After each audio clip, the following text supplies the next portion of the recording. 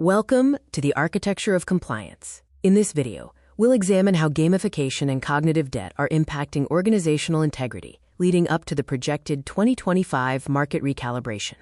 We see a collision between perceived success and market reality. Despite high employee engagement and projected market growth from gamification, the system is facing massive market rejection, including significant drops in corporate equality indexes.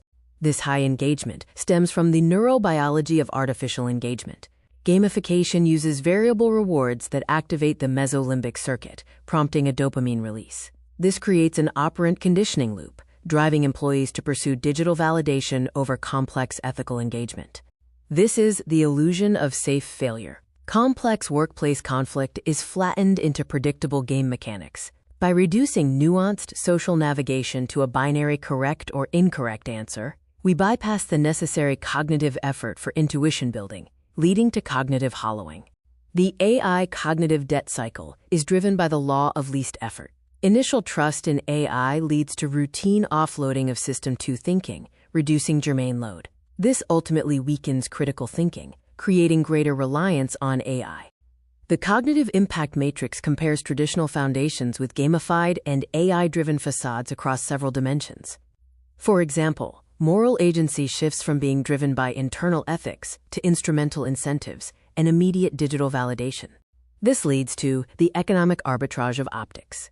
Organizations choose low-cost signaling, like the reputational facade of a billboard, over the high-cost signaling required for structural architecture. The former is easy public relations. The latter requires fundamental operational change. Diagnosing corporate culture shows the difference. Primary investment in the reputational facade focuses on gamified modules and PR, while structural architecture focuses on pay equity, transparency, and mobility. One is seen as performative, the other as authentic.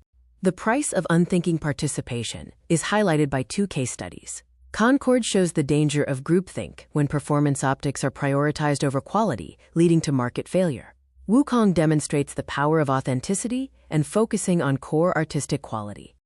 The convergence of generative AI, gamification, and diversity optics results in the hollowing of moral agency. This creates the unthinking participant, an employee who lacks the critical thinking and moral courage to navigate real-world complexity. The 2025 recalibration is the collapse of the corporate social credit system. We see evidence in the steep drops in corporate participation and the rollback of internal diversity quotas. The market is purging the reputational facade.